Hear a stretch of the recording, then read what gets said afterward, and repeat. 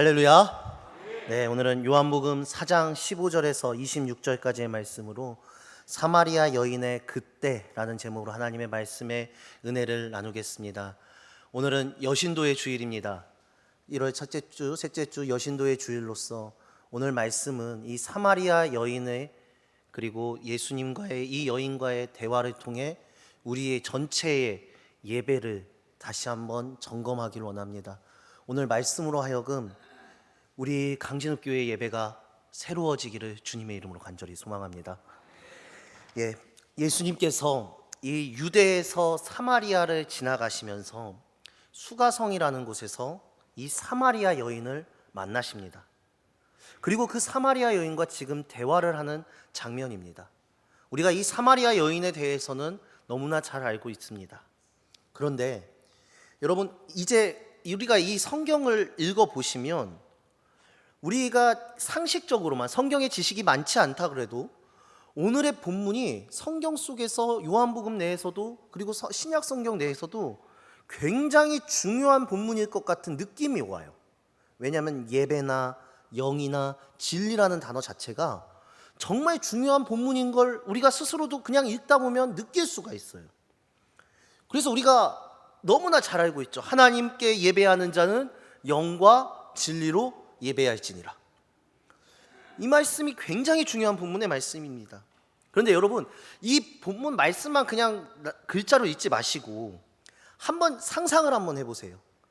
여인과 예수님을 상상하면서 이 말씀을 보시면 사실 이 말씀이 얼마나 말이 안 되는 말씀인지를 아실 수 있습니다. 무슨 말이냐? 우리가 시대에 있어서 하나님께 예배한다고 이야기하고 예배에 대해서 예배가 어떠한 예배가 돼야 되는지에 대해서 얘기를 나눈다면 그것들은 랍비나 제사장들이 대화를 해야 되는 문제라는 것입니다. 쉽게 말해 예배에 대해서 이야기를 나눈다면 우리로 따지면 목사나 전도사들이 이것의 예배에 관해서 얘기하는 게 맞을 것입니다. 그렇지 않습니까? 예수님이 오셔서 예배에 대해서 얘기를 한다면 목회자, 제사장 이러한 분들과 얘기를 해야 할 것 같은데 오늘 본문을 보면은요, 사마리아 여인과 예수님이 예배에 대해서 얘기를 하신다는 거예요. 이게 중요합니다. 여인이 예배에 대해서 얘기한다. 자, 유대인들은요 사마리아에 대한 사람들을 정말로 멸시했습니다. 이 사마리아 지역에 사는 사람들은 그 사람 자체를 멸시했어요. 그들을 이방인 취급을 했고요. 죄송하지만 이 표현들을 그대로 말씀드리면 개 취급을 했습니다. 심지어 사마리아 사람들은 개보다 못한 취급을 했던 게 유대인들이에요. 유대인들이 사마리아 사람들을 그렇게 취급했습니다. 그런데 이 취급, 개만도 못한 취급을 받는 사마리아 사람 중에서도 이 여인은 어떠한 사람이냐면 창녀 취급을 받는 여인이에요. 이 여인은 사마리아 지역 내에서도 사람 대우를 못 받는 여인이라는 겁니다. 그래서 이 여인은 엄청나게 뜨거운 낮에 물을 뜨러 오는 거예요. 우리가 이걸 보면 이러한 여인이 예수님과 대화를 합니다. 예수님과 대화를 한다면 예를 들어서 죄사함이랄지 구원에 대해서 예수님하고 대화를 했다면 조금 이해가 될 것 같은데 이러한 여인이, 이러한 사람 취급도 못 받는 여인이 예수님과 나눈 대화의 주제가 예배라는 거예요, 여러분. 이것을 오늘 한번 볼 거예요. 그러면서 우리가 잘 알고 있는 하나님께 예배하는 자는 영과 진리로 예배할지니가 이어지거든요. 이게 얼마나 안 맞는 말입니까?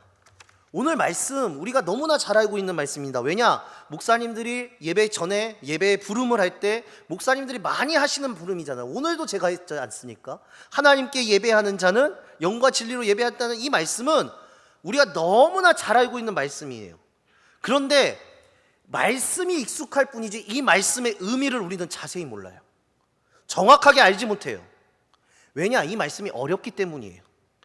이 말씀을 온전하게 이해하시려면 예수님께서 요한복음에서부터 시작하셨던 가나의 혼인잔치와 성전 청결 사태, 그리고 니고데모와의 대화, 그리고 세례 요한이 그는 흥해야 하고 나는 망해야 된다라고 얘기했던 그 고백 속에 모든 이 전에 있었던 예수님의 스토리를 아셔야 이 사마리아 여인과의 대화가 이해가 되고 이 사마리아 여인을 통해서 예수님은 자신의 의미, 자신께서 오셨던 참된 예배의 의미를 이 사마리아 여인, 미천한 사마리아 여인하고 대화하면서 풀어가시거든요. 다행히 우리는 지금까지 연초부터 제가 이렇게 말씀을 전해진 게 가나의 혼인잔치와 성전 청결에 대한 얘기들을 쭉 했던 것 같아 이 말씀을 함께 드릴 수 있습니다. 우리가 한번 그 전해를 한번 잘 살펴보시면 가나의 혼인잔치의 의미와 성전 청결의 의미와 니고데모와의 대화에서 거듭남의 의미, 그리고 세례 요한이 얘기했던 신랑됨과 신부됨의 의미, 이것을 예수님께서 이 의미 네 가지를 다 합쳐서 오늘 사마리아 여인과의 대화에 응집해서 핵심적으로 알려주세요. 그러면 오늘 사마리아 여인과의 대화의 의미를 깨달으면 예수님이 지금까지 보여주셨던 자신이 오신 이유와 자신이 원하시는 우리들의 삶의 모든 것들을 알 수 있다는 겁니다. 일단은요, 이 여인을 예수님이 만난 것부터가 이해하기가 어려워요. 사실은 그 누구도 돌아다니지 않은 당시 유대 땅에 이 당시에 이 12시의 시간은요, 우리가 상상하는 것 이상의 뜨거운 시간입니다. 사람들이 돌아다니질 않아요. 근데 이 낮 시간에 여인이 물을 뜨러 왔습니다. 이 여인은 예수님을 만나자마자 굉장히 놀랐을 거예요. 왜냐? 사람이 오지 않는 시간인데 예수님이 계셨기 때문에. 사람이 아무도 다니지 않는 시간이에요. 그런데 이 시간에 예수님이 오셨다는 건, 물론 예수님은 의도적으로 이 여인을 만나기 위해 일부러 오셨지만 이 여인 입장에서는 굉장히 재수 없는 상황이라고요. 재수가 없는 상황이에요. 사람을 만나지 않기 위해 이 시간을 선택했는데 이 시간에 사람을 만났으니 얼마나 재수가 없다고 생각하겠습니까? 그런 거예요. 사람 피해서 이 뜨거운 시간에 억지로 물을 뜨러 살기 위해 물을 뜨러 나왔는데 누군가가 있어요. 얼마나 당황했겠습니까? 사마리아 사람들도 자신을 멸시하고, 더군다나 유대인이라면, 예수님 유대인이셨으니까 유대인이라면 자기가 얼마나 더 멸시를 당하겠습니까? 그거 싫어서 이 시간에, 이 낮 시간에 와서 물을 뜨러 왔는데 빨리 물을 뜨고 돌아가고 싶은 이 여인을 예수님은 오히려 붙잡으시고 대화까지 하시고 물을 달라고 얘기하세요. 물까지 달라고 얘기하시는 거예요. 이게 첫 번째 충격적인 상황입니다. 아니, 사마리아 사람도 상종하지 않는 이 여인이 이렇게 생각했을 거거든요. 사마리아 사람도 상종하지 않는 저에게 도대체 왜 물을 달라고 하십니까?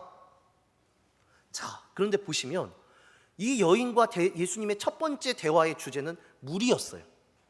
예수님이 뭐라고 말하냐면, 네가 만약에, 사마리아 여인, 네가 만약에 내가 누군지를 알았다면 네가 나에게 오히려 물을 달라고 했을 거야.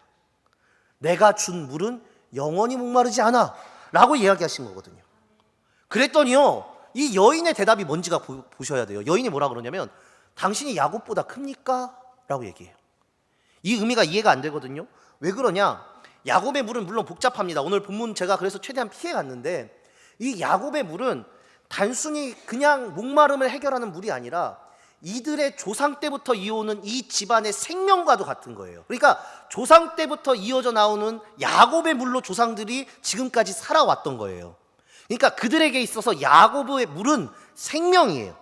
근데 예수님이 벼랑간 나타나셔서 자신은 영원히 목마르지 않는 물이라고 얘기하시니까, 물을 주겠다고 얘기하시니까 이 여인이 그렇게 묻는 거예요. 당신이 야곱보다 큽니까? 우리 조상들도 이 물로 살아갔고 우리 조상들도 이 물로 생명을 얻었는데 당신이 이것보다 큽니까? 라고 묻는 거예요. 그러니까 그 말을 듣고 예수님이 이야기 시작하시는 거죠. 내가 주는 물은 영원히 목마르지 않을 거야. 이 얘기 듣고 여인이 귀가 트입니다. 이 여인이 가지고 있었던 문제를 보셔야 돼요. 이 여인의 목마름이 갈증이 아니야. 이 여인의 진짜 갈증은 뭐냐면, 사람을 만날 수 없는, 사람과 어울릴 수 없는, 진정한 나를 의지할 곳 없는 이 여인이 그 갈증을 가지고 있었어요. 사람에 대한 갈증 말이에요. 이 물을, 만약에 그런 물이 있다면 이젠 낮에 사람을 피해 나올 필요가 없는 거예요. 이 여인은요. 그래서 이 여인이 얘기하죠. 그런 물이 있으면 저 주십시오.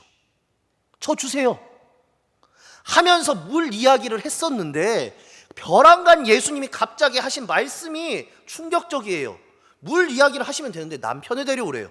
남편이요. 물과 남편이 무슨 연관이 있습니까, 여러분? 이야기의 주제가 남편으로 바뀌었습니다. 이 여인은 당황했을 거예요. 왜냐? 이 여인에게 있어서 자신의 인생의 최종적인 최고의 심각한 문제가 바로 이 문제였거든요. 이 남편의 문제였어요. 그러니까 여인이 이렇게 얘기하죠. 전 남편이 없습니다 라고 말하죠. 그리고 그 말을 듣고 예수님이 그렇습니다 이렇게 말합니다. 네 말이 옳다. 네가 전에는 남편이 5명 있었지만 지금 있는 건 남편이 아니다 라고 얘기하세요. 그러면 지금 있는 남편이 아니라고 하셨으니까 남자는 몇 번째 남자입니까 여러분? 6번째 남자예요. 남편으로 인정해 준다면 6번째 남편이에요.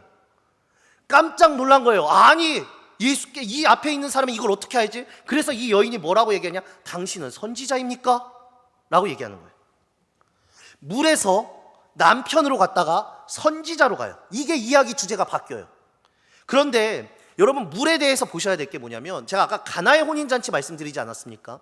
가나의 혼인잔치는 혼인잔치의 주인공은 신랑과 신부예요. 그렇죠. 그런데 이 혼인잔치가 포도주가 없어서 포도주가 떨어져서 혼인잔치가 망치게 된 거예요. 그렇잖아요. 그 혼인잔치의 기적 보면 그때 예수님이 포도주를 기적을 베푸셔서 혼인잔치가 망치지 않도록 온전케 하도록 혼인잔치가 온전하게 될 수 있도록 예수님이 기적을 베푸셨어요. 그게 가나의 혼인잔치잖아요. 우리가 마찬가지예요. 하나님이 신랑이시고 우리가 신부예요. 이 땅에 혼인잔치가 벌어지고 있는데 이 혼인잔치가 지금 깨지려는 거예요. 예수님이 오셔서 예수님이 이 혼인잔치를 온전하게 하실 수 있는 거예요. 오직 예수님만 가나의 혼인잔치를 온전하게 하셨던 것처럼 우리와 하나님과 나의 혼인을 예수 그리스도만이 온전케 하실 수 있다는 거예요. 그게 가나 혼인잔치의 의미거든요. 그런데 이게 그래서 어디까지 이어지냐면 신약 성경 맨 마지막에 있는 요한계시록의 어린 양의 혼인잔치의 그 본문하고도 연결돼요. 쭉 이 문맥이 이어지는 거예요, 신약 성경에. 그래서 혼인잔치에서 중요한 신랑과 신부, 심지어 세례 요한은 이런 말도 하죠. 신랑이 신부를 취하는데 나는 그 옆에서 기뻐하노라 라고까지 세례 요한은 그렇게 얘기를 해요.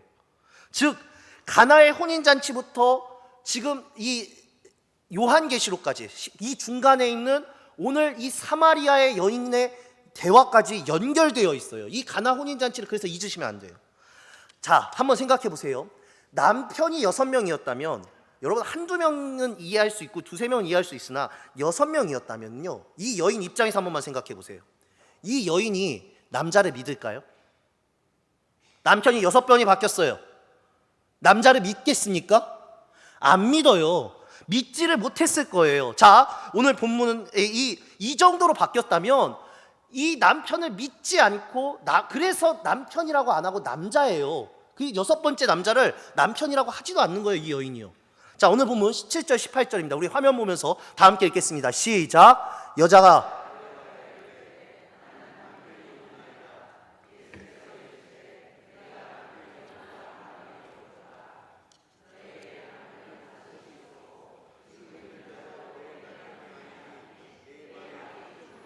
자, 지금 이걸 말씀하고 계시는 거예요. 자, 유대인들은요 일부 다처제였습니다. 이 시대는요. 그래서 아내를 여럿이 두는 것은 죄가 아니었던 상황이에요. 그런데 반대로 아내가 남편이 계속 바뀐 거예요. 그래서 이 여인은 6번째 남편하고 결혼을 온전하게 하지 않은 거예요. 그래서 6번째 남자예요. 남편이 아니라고 얘기해요, 집에 있는 사람이. 그런데 이 여자의 입장에서 한 번만 생각해 보자고요. 기대할 때가 있겠냐는 거예요. 우리 사랑하는 우리 여신도의 여러분, 우리가 마지막에 여신도분들이 마지막에 기댈 곳이 어디입니까? 남편이잖아요. 그래도 우리가 그러잖아요. 사람이 집에서 가정에서 제일 중요하게 하는 게 아내와 남편이 최후의 보루잖아요. 내 편이라고 기대할 수 있는. 남편이 그냥 남편이 아니잖아요. 내 편이잖아요. 아무리 남편이라고 해도 남의 편 아니잖아요. 마지막으로 내가 기대할 수 있는 것이 서로의 부부관계예요. 그런데 이 여인은 뭐냐면 5번이라는 남자가 바뀌고 6번째 남자가 바뀌는 동안 남자에 대한 믿음이 없다는 거예요. 즉 집에서도 기댈 곳이 한 군데도 없는 이 여자의 상태를 보셔야 돼요, 여러분. 여자가 남편이 많이 바뀌었다고 해서 잘못된 게 아니라 지금 이 여인은 갈증이 있는 거예요. 누구도 기대할 수 없고 기댈 수 없고 누구도 의지할 수 없는 여인의 삶을 느끼셔야 돼요, 여러분. 그래야 오늘 말씀이 조금이나마 보여요. 누구와도 함께 가지 못하는 이 여인이에요. 그런데 예수님이 여기다가 묻는 거예요. 여기에 뭐라고 묻는 거냐면 너는 지금 누구와 함께 가고 있냐는 거예요. 이 여인한테 질문한 질문의 핵심이 뭐냐면 너는 지금 누구를 의지하고 있냐는 거예요. 그러니 이 여인이 놀라는 거예요. 이 예수님이 나의 사정을 다 아니 당신은 선지자입니까? 라고 물어요. 그런데 생각해 보시면은요, 아니 예수님도 웃기신 게 물을 달라고 해놓고 아직까지도 물을 안 줬어요. 아직까지 물을 안 받았어요. 이 여인도 보면 자기도 물 달라고 해서 예수님이 물 아직 안 주셨지만 이 예수님 입장에서 봐도 예수님도 여인한테 물 달라고 했잖아요. 이 여인도 아직까지도 물을 안 준 거예요. 그리고 물에 대한 주제는 싹 사라져 버렸어요. 갑자기 남편이 돼요. 남편의 이야기가 돼요. 그러면 이 여인 입장에서 어떻게 대답할지 생각해 봅시다. 물이 만약에 핵심이었다면, 성경이 이렇게 안 쓰여지고 물 이렇게 얘기할 겁니다. 물이 핵심이었다면, 아니 꼭 남편 데려와야 됩니까 예수님? 저 남편은 없습니다. 남편 없는 여인은 물도 못 마십니까? 이런 식으로 물 이야기를 이어갈 수 있을 텐데 물이 아니라 남편으로 바뀌었고, 이것이 끝에 뭐로 바뀌냐면 예배에 대한 걸로 바뀌어요. 이 흐름을 보셔야 돼요. 물로 시작해서 예배로 바뀐다는 거. 자, 예수님께서 선지자라고 하고 예배는 어디서 하는 거냐라는 질문을 합니다. 이 여인이요.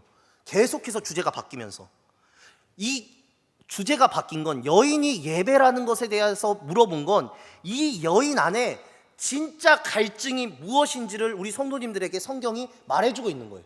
이 여인은 지금 세상 사람들에게도 버림받았고 예배할 곳도 없는 방황한 여인이에요. 그래서 묻는 거예요. 이 여인이요, 예수님 도대체 어디서 예배해야 합니까? 그랬더니 예수님이 이렇게 얘기하세요. 21절입니다. 우리 다 함께 읽겠습니다. 시작. 예수께서 이르시되,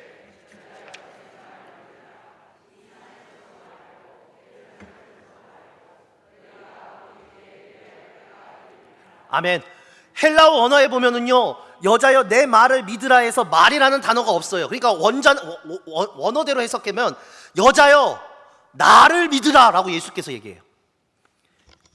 예수님이 이렇게 얘기하는 거예요. 여자여 나를 믿으라. 예수님께 초점이 맞춰져 있다고요. 너희가 아버지께 예배할 때가 이르니라 라고 얘기하고 23절입니다. 우리 다 함께 읽겠습니다. 시작. 아버지께 참되게.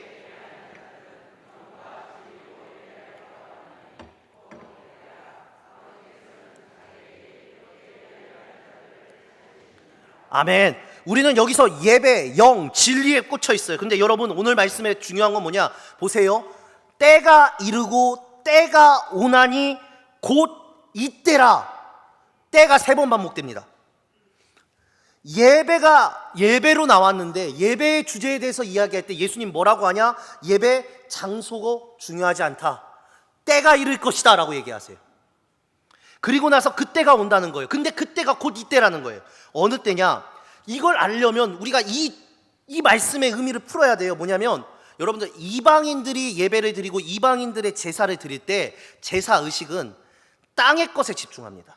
제가 땅의 것이라고 하면 이미 다 아시죠? 세상 것이라는 거. 자, 22절을 한번 보세요. 22절을 보면 너희는 알지 못하는 것을 예배하고 우리는 아는 것을 예배하노니 이는 구원이 유대인에게서 남이라, 이 말씀을 하세요. 이게 뭐냐면 이방인들한테 얘기하는 건데, 너희가 알지 못하는 것을 예배한다는 건 뭐냐면 이방인들은요, 예배하는 대상이 누군지를 정확하게 모른다는 거예요. 우리가 예배하는 대상을 이방인들은 모른다는 거예요. 그리고 예배하는 방법도 틀렸다는 거예요. 예배를 하는 대상도 모르고 방법도 틀렸어요. 그런데 유대인은 예배하는 대상은 알아요. 하나님이라는 분이라는 걸 알지만 방법이 틀렸다고 얘기하세요. 자, 이게 뭐냐면 이방인들은요, 예배하는 대상이 하나님에 대해서 잘 모르기 때문에, 제대로 알지 못하기 때문에, 진짜 하나님을 알지 못하기 때문에 중요한 게 뭐냐면 땅의 화려함이에요. 여러분들 이거 한번 도전 받으셔야 돼요. 땅의 화려함이 뭐냐면 대상이 분명하지 않으니까, 내 안에 하나님과 예수가 분명하게 서 있지 않으니까 뭐가 보이냐? 하나님이 보이지 않으니까 건물이 보이는 거예요. 건물이 보이고 절차만 보이고 여러 가지 땅의 것들만 보이는 거예요. 그래서 이방인들의 신전이요, 웅장합니다, 여러분. 이방인들의 신전은 그럴싸하게 지어요. 그런데 잘 생각해 보시면 이스라엘 백성에게 처음 예배를 하라고 마련해 주신 성막은요, 크기도 크지도 않습니다. 10m, 15m밖에 안 됩니다. 화려하지도 않습니다. 금으로 막 발라놓은 것도 아니에요. 이방인들의 예배는 대상을 모르기 때문에 화려함만으로 가득 채워요. 그게 땅의 거예요. 여러분, 영과 진리로 예배한다는 게 무슨 말입니까? 여러분 지금 예배 드리고 계시잖아요, 앉아서요. 그런데 예배는 영과 진리로 드려야 하잖아요. 그러면 지금 제가 묻겠습니다. 여러분 영과 진리로 예배하고 계십니까? 대답을 하기가 어려워요. 왜? 잘 모르니까. 왜 영과 진리로 예배해야 되는지를 모르니까요. 왜 영과 진리로 예배해야 됩니까? 하나님은 땅의 분이 아니시기 때문에 절차로 예배하는 게 아니라 하나님은 영이시기 때문에 영으로 예배해야 되는 거예요, 우리가. 예배가 땅의 것으로 충족되면 그거 하나님 받지 않으시는 거예요.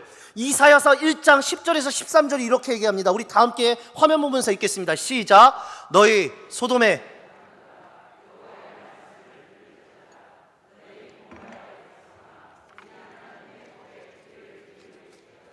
여호와께서 말씀하시되 너희의 무수한 재물이 내게 무엇이 유익하뇨?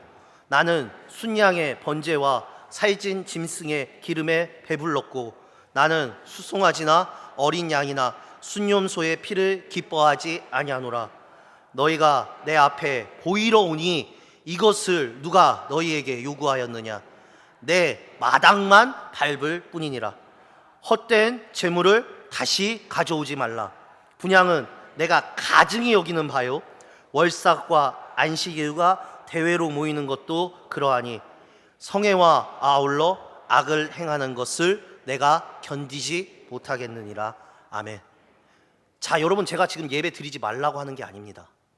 자, 이 말씀을 이런 우리식으로 표현하면 이렇습니다. 하나님 지금 그러는 거예요. 너 매주 주일 성수하고 11조 드리고 주정헌금하고 봉사한다? 이거 나 지금 지겨워.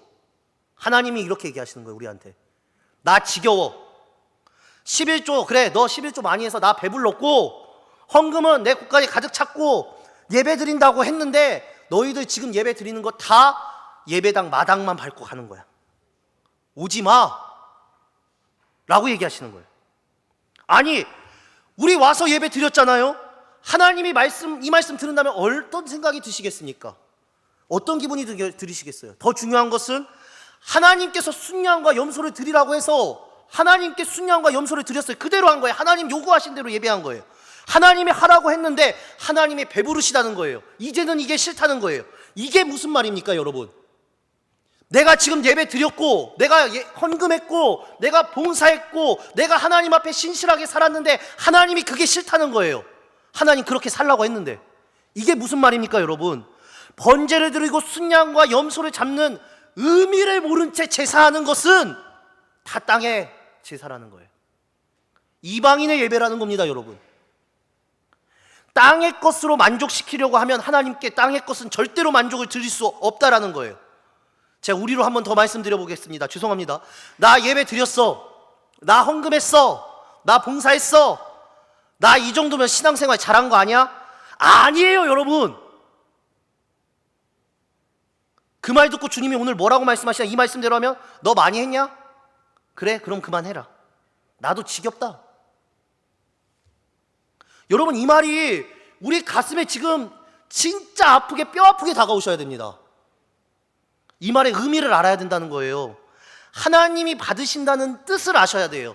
땅의 것과 물질과 봉사와 시간과 이런 것들 하나님이 받으시는 거 아닙니다. 하나님은 그 안에 있는 의미, 예배란 영과 진리로 드려야 된다는 것은 영으로서 드려야 된다는 겁니다, 여러분. 땅의 것은 그 영을 담아내는 껍데기에 불과한 거예요. 여인이 이 말을 듣고 딱 이렇게 얘기하는 거예요. 25절, 26절 오늘 본문이 이렇게 얘기하죠. 여자가 이르되 메시아 곧 그리스도라 하시는 이가 오실 줄을 내가 아노니 그가 오시면 모든 것을 우리에게 알려주시리이다. 예수께서 이르시되 내가 말하는 내가 그라하시니라. 주제가 또 바뀌어버립니다. 예배에서 메시아로 또 바뀌었어요. 물에서 남편으로 갔다가 남편에서 선지자로 갔다가 선지자에서 예배로 갔다가 예배에서 메시아로 바뀝니다. 그것도 이 여인의 입에서 나온 거예요. 그러면 뭐냐면 이 여인의 가장 가슴 깊이 있는 것은 이거라는 거예요.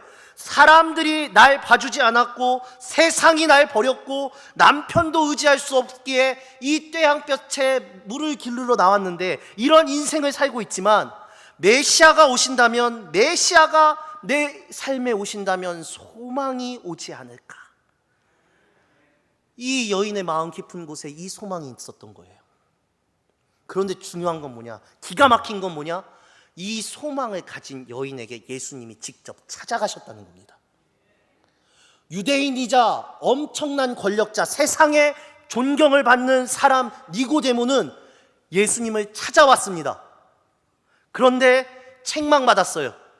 그런데 이 가장 낮은 미천한 이 여인은 예수님이 오히려 찾아가세요.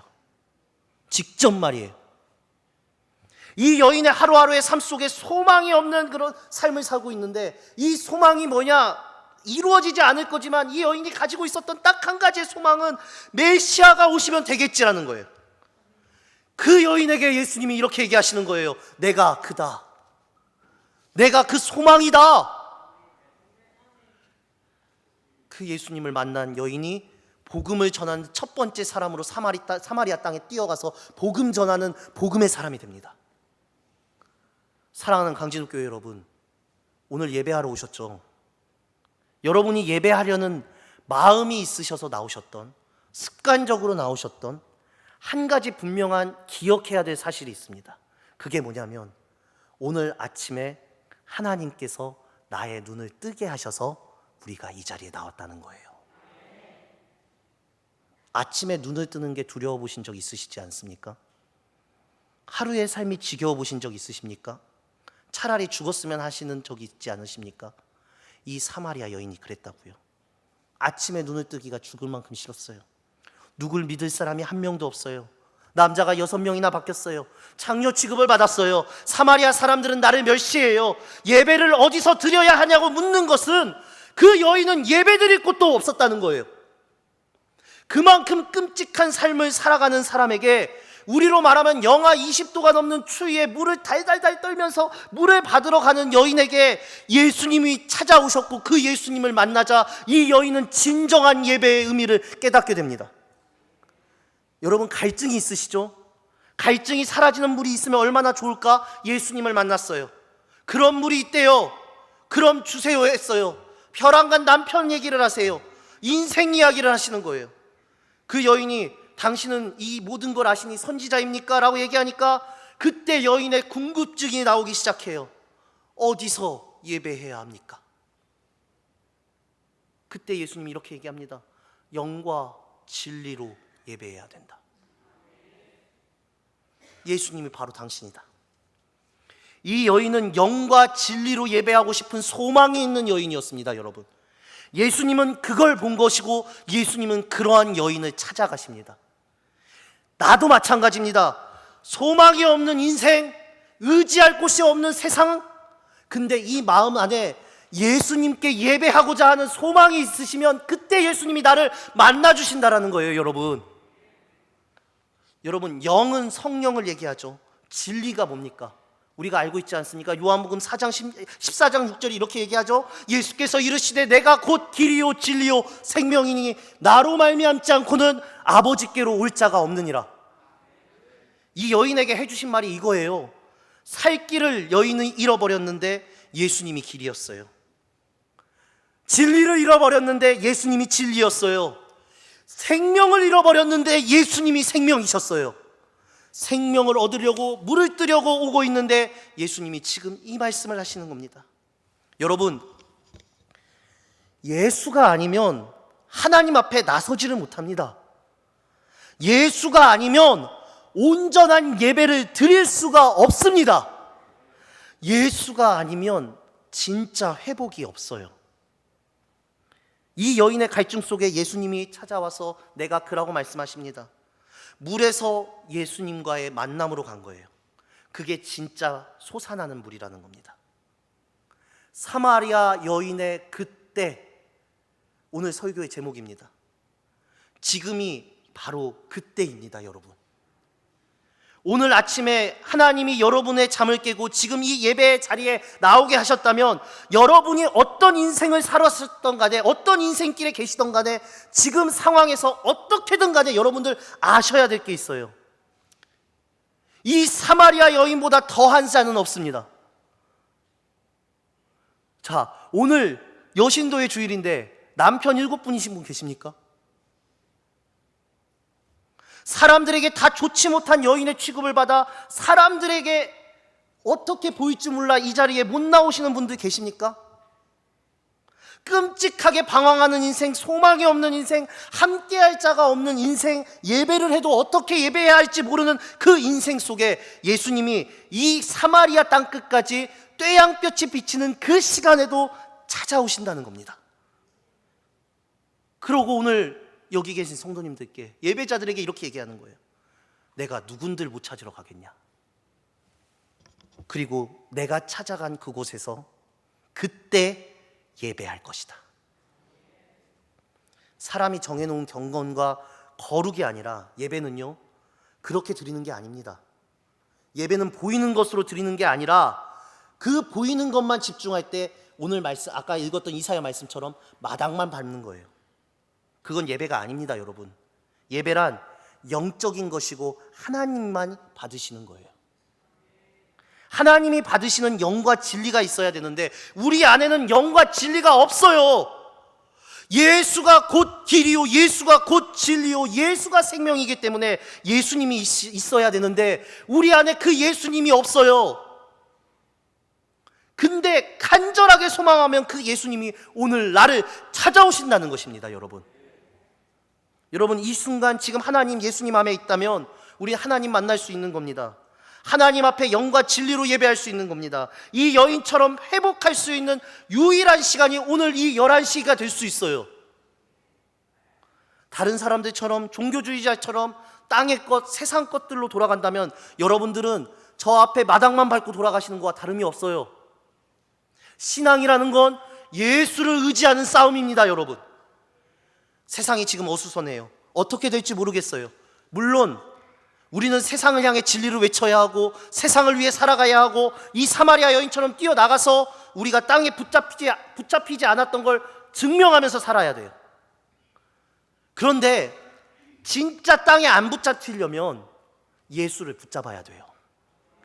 예수 붙잡지 않으면 땅에 붙잡히는 거예요, 여러분. 제가 말하죠. 우리 발은 땅에 붙들려 있어요. 우리 마음과 머리는 하늘을 향해 있어요. 땅에 붙들려 있지만 마음과 머리가 예수를 향해 있다면 우리는 하나님께 붙들린 자들이 되는 거예요. 근데 그게 안 되면 땅에 머물러 있는 자들이에요. 지금이 그때입니다, 여러분. 여러분들의 아침이 그때이고 내가 살아가는 순간순간이 이 사마리아 여인의 그때입니다. 내가 끔찍한 죄를 지어도 주님 앞에 돌아올 그때입니다. 여러분, 이때를 제발 버리지 마세요.